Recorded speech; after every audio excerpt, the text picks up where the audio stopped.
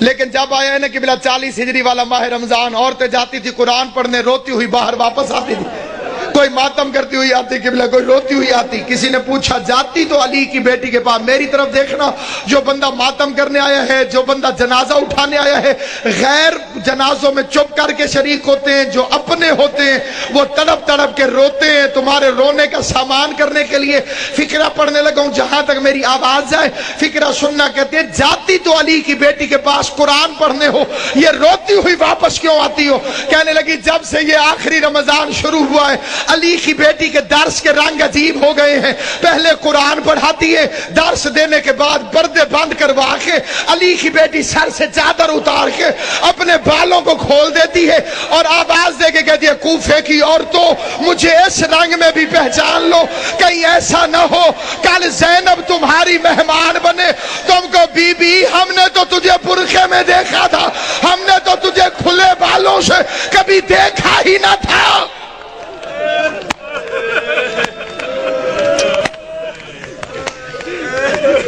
ہم نے تجھے کھلے بالوں سے کبھی دیکھا ہو تو تجھے پہچان۔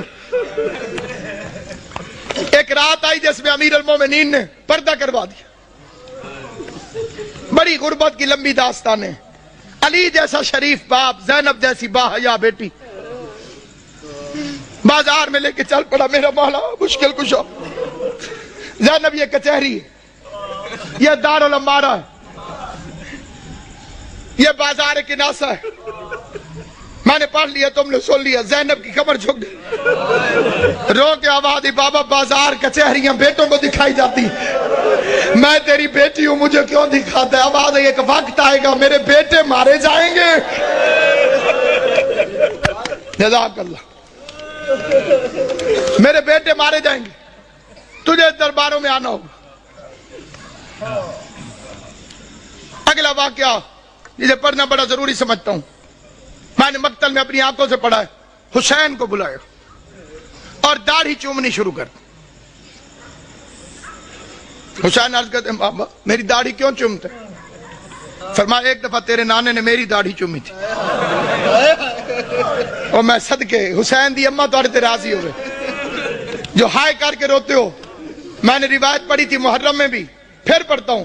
امام صادق فرماتے خدایا ان آوازوں پہ رحم فرما جو حسین کے غم میں بلند ہوتی، کبھی اونچی آواز میں حسین کو رو لیا کر تو سمجھ لیا کر تجھے تیرے امام کی دعا مل گئی۔ حسین کی اماں تمہیں کوئی غم نہ دے سوائے غم حسین کے فقرہ پڑھنے لگا۔ عزاداران امام مظلوم کہا ایک دفعہ تیرے نانے نے میری داڑھی چومی تھی، میں نے پوچھا تھا مولا میری داڑھی کیوں چوم دو؟ تو رسول نے فرمایا تھا علی ایک رمضان آئے گا جس میں تیری داڑھی خون سے خضاب ہوگی، اس لیے چوم دو میری داڑھی تو ایک میرے خون سے خضاب ہوگی، اور تیری داڑھی کبھی اکبر کے خون سے، کبھی علی اصغر کے خون، ماتم کرنا، کبھی غازی کے خون سے، کبھی قاسم کے خون سے، کبھی عباس کے خون سے۔ اجرکم اللہ جعلکم اللہ من الباقین، مولا میرا اور تمہارا شمار رونے اور رلانے والوں میں کرے۔ آخری روایت پڑھتا ہوں لیکن جہاں جہاں تک میری آواز جائے توجہ چاہتا ہوں۔ یہ دوسری رات ہے، علی کے زخمی ہونے کی پہلی رات ہے، لیکن یہ جو کل رات گزر گئی ہے، سارے جانتے ہو کہ یہ روزہ ام کلثوم کے پاس، اپنی شہزادی کے پاس میرے مولا نے افطار فرمایا۔ ایک فقرہ میں دست بستہ کہتا ہوں صاحب دربار کو گواہ بنا کر، میں کسی کی تردید میں نہیں کہتا، کسی کی مخالفت میں نہیں کہتا، کسی کی مخالفت کی میری اوقات نہیں، میں امام حسین کا سب سے چھوٹا ذاکر ہوں، جناب زہرا کا وکیل ہوں، میں کسی کی تردید میں نہیں، پہلے میں کوئی بعد میں مخالفتیں کرتے ہیں لوگ کہ جی ہمیں کہا ہے، کسی کو نہیں کہہ رہا، صرف ایک فقرہ کہہ رہا ہوں۔ کوشش کیا کرو بیوی ام کلثوم کو علی کی بے اولاد بیٹی نہ کہا کرو، یہ توہین ہے اس گھر کی۔ اس کا نام تھا زینب صغرا اور کنیت تھی ام کلثوم۔ ام کلثوم کا مطلب ہے کلثوم کی ماں۔ کلثوم کی ماں اگر نام ہو تو وہ بے اولاد نہیں ہوتی۔ دو چیزیں سامنے رکھی، دودھ اور نمک۔ علی علیہ السلام نے نمک رکھ لیا، فرمایا دودھ سنبھال کے رکھ، ممکن ہے صبح میرا کوئی مہمان آنے والا۔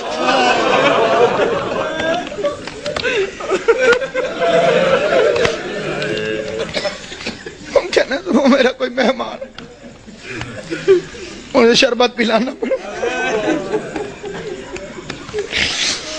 ہائے کر لو گے جو تمہاری اپنی مرضی ہے. میں بڑا رویا تھا جب میں نے یہ روایت پڑھی تھی. ساری اولاد کھڑی تھی علی کی.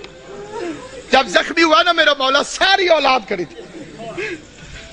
ایک ایک کا چہرہ دیکھتے دیکھتے علی کی نظر عباس پہ رکی. عباس میرے قاتل کو شربت پلاؤ.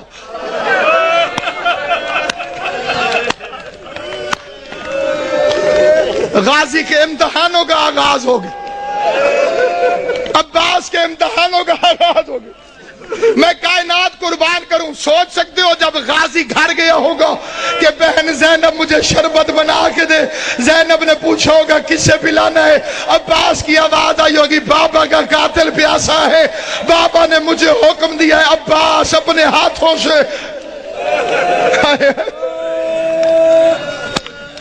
ہائے کریم, ہائے کریم. کل کی رات کی ایک روایت پڑھتا ہوں. جو کل کی رات گزری ہے جب امن تھا علی کی بیٹیوں کے گھر. آج کا دن تو بڑا بے چینی سے گزرا ہے. تم نے افطار کیا ہے, سحری کا انتظار کر رہے ہو. علی کی بیٹیاں بس نمک چکھ لیتی تھی روزہ ہو جاتا. نہ روزہ چھوڑ سکتی تھی نہ بابا کا غم چھوڑ سکتی. فکرہ پڑھتا ہوں میں, فکرہ لے کے فکرے پر کوشش کرنا کہ تمہارے آنسو آ جائیں. آنسو نہ آئے تو ہائے ضرور کرنا. بھائی عمران شاہ جی میں نے مقتل میں پڑھا ہے, سارا دن برقعے کے اندر پردے کے پیچھے اپنے گھر میں باپ کو چھپ چھپ کے دیکھتی رہی. کوئی تو سمجھے گا میرا فکرہ.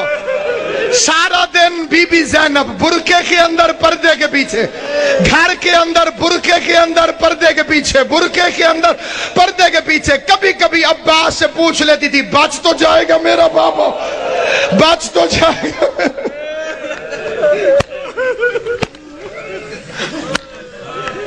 آج کے دن کا واقعہ علماء پڑھتے ہیں. علی کی آنکھیں بند ہیں, کافی دیر چھپ کے دیکھتی رہی. عباس سے پوچھتی ہے آ جاؤں میں.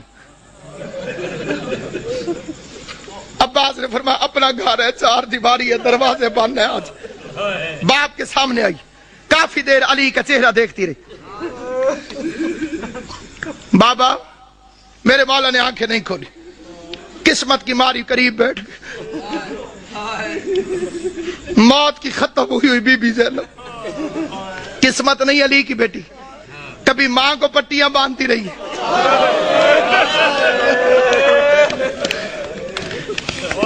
باپ کا زخمی سر میری شہزادی نے اپنی جھولی میں رکھو. چہرے کو دیکھ کے ایک فکرہ کا دیکھ کے کہتی ہے بابا ساری زندگی تیری خواہش تھی میں تیرے سامنے آ کے باتیں کروں. بابا میں شرم کے مارے سامنے آ نہیں سکی. بابا پردیس میں مجھے جدائی نظر آ رہی ہے, آنکھیں کھول, میری خواہش ہے مجھ سے کچھ باتیں کر. بابا آج میرا دل کرتا ہے آنکھیں کھول, آنکھیں کھول. علی نے آنکھیں کھول کے جو فکرہ کہا ہے وہ فکرہ سنو گے. آنکھیں کھول کے کہو میری لائق بچی, میری ایک آخری خواہش ہے پوری کرے گی. آواز دارین کا والی بابا تو حکم کر, زینب کی جان واری تجھ پر. آواز زینب ایک دفعہ مجھے صرف چل کے دکھا دے, تو چلتی کیسے. ادھر بی بی زینب نے چلنا شروع کیا. آواز حسن حسین بہن کا ہاتھ پکڑو, حسن حسین بہن کا ہاتھ پکڑو. چیخے مار مار کے میرا مولا حیدر کرار رویا. علی کے قریب آ کے حسن کہتے بابا چیخے مار کے کیوں روتے ہو. آواز روتا اس لیے ہوں جو علی جیسے باپ کے سامنے اپنے گھر کے اندر نہیں چل سکتی. 9 لاکھ شرابیوں کے مجمع میں شام کا بازار ہوگا. زینب عالیہ ہاتھوں میں ہتھکڑیاں, بال کھلے ہوئے, اور کائنات ختم کیوں نہ ہو گئی. بے غیرت شراب پی رہے تھے, ڈھول بجانے والے ڈھول بجا رہے تھے. آواز آتی تھی تماشا دیکھو حیدر کرار کی بیٹیاں.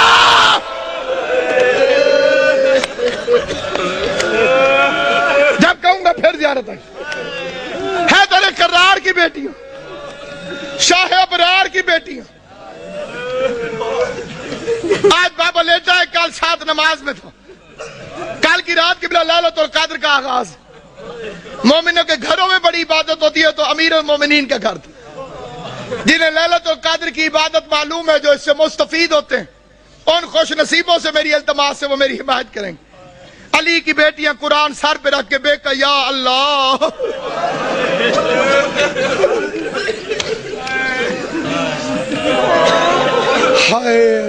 ہائے علی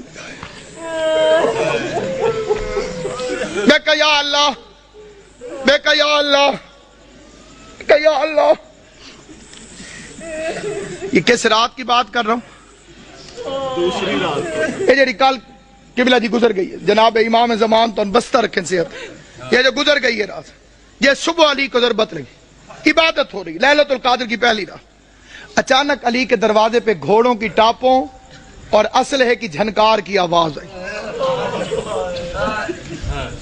گھوڑا چلے تو ٹاپوں کی آواز آتی ہے تلوار نکلے تو آواز ہوتی ہے آواز سننے کے بعد عباس نے مسلح چھوڑا بجلی کی رفتار سے غازی دروازے تک پہنچا تھا علی کی آواز عباس ٹھہر جاؤ میں نے یہ 2 سال پہلے فکرہ پڑھا تھا لاہور میں ایک سید نے ایک لفظ کہا تھا وہ یہیں لکھا گیا وہ بیچ میں سے کھڑا ہو گیا اس نے کہا علامہ صاحب علی بھی عباس کو روکتا رہا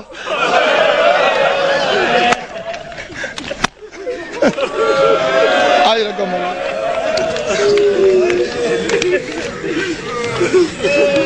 علی بھی عباس کو روک دو غازی کو روک کر میرا مولا باہر نکلا جیسے میرے مولا نے دروازہ کھولا کیا دیکھتے ہیں 4 گھوڑے سوار کھڑے انہوں نے نقابیں کی ہوئی ان کے ہاتھوں میں ننگی تلواریں اور وہ گھوڑے پر بیٹھے ہوئے ایک ہاتھ سے گھوڑے کی رکابیں پکڑی ہوئی دوسرے ہاتھ میں تلواریں علم بنائی ہوئی اور چہرے پہ نقاب علی نے فرمایا کون انہوں نے پھرتی سے زین چھوڑی تلواریں نیاموں میں ڈالی علی کے قدموں پہ ہاتھ رکھا کسی نے ہاتھ چومو کسی نے پاؤں چومے پہلے کی آواز مولا میں عبداللہ ابن عفیف علی کا صحابی تھا دوسرے کی آواز مولا میں حذیفہ یمانی تیسرے کی آواز مولا میں ابراہیم ابن مالک اشتر علی فرماتے ہیں آرام اور عبادت چھوڑ کر آدھی رات کو میرے دروازے پہ کیا کر رہے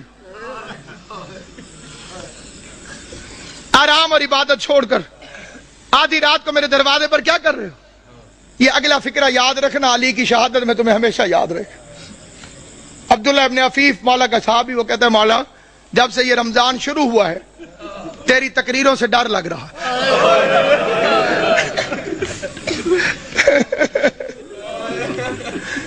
مولا ہم نے پوچھا خضاب کیوں چھوڑ دیا آپ نے فرمایا اب یہ داڑھی خون سے خضاب ہو مولا آپ نے ممبر سے پوچھا آج رمضان کی کیا تاریخ ہے ہم نے کہا مولا 18 ہو گئی آپ نے فرمایا زیادہ دن گزر گئے تھوڑے رہ گئے مولا امام حسن کو وصیت کیوں لکھوائی مولا ہم نے تہیہ کیا ہے کہ امام زمانہ کی جان کو خطرہ ہو ہم پہ آرام حرام ہے مولا تو گھر میں رہے ہم پہرا دیں مولا تو مسجد میں رہے ہم پہرا دیں کس کی مجال ہمارے جیسے نوکروں کے ہوتے ہوئے کوئی ہمارے مولا تک پہنچے علی نے چاروں کو پیار کر کے کہا اللہ تمہیں جزائے خیر دے تم اپنے امام سے غافل نہیں ہو تم نے اپنے امام سے پیار کیا لیکن میرا حکم یہ ہے کہ گھروں میں چلے جاؤ اور مجھے خدا پہ چھوڑو جب حکم کا لفظ آیا تو حذیفہ کہتے ہیں ہمارا بدن کانپنے لگا ہم سمجھ گئے کہ اب رکنا حرام ہے کیونکہ علی نے حکم دیا ہے حذیفہ کہتے ہیں ہم نہ چاہتے ہوئے روتے روتے پیچھے ہٹنے لگے علی کے چہرے کو دیکھتے رہے وہ کہتے ہیں میں علی کو دیکھتا تھا روتا تھا علی کا ہاتھ کہتے ہیں قیامت تک مجھے نہیں بھولے گا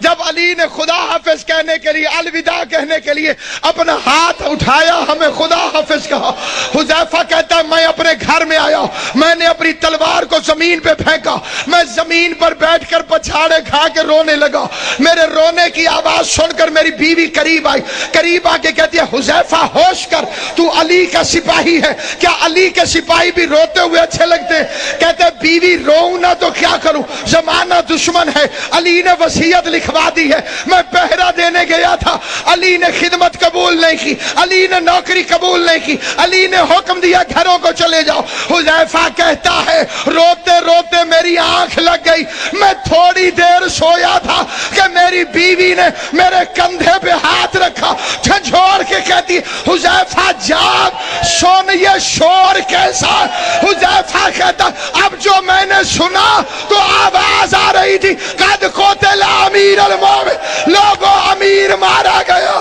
زینب و کلثوم یتیم ماتم علی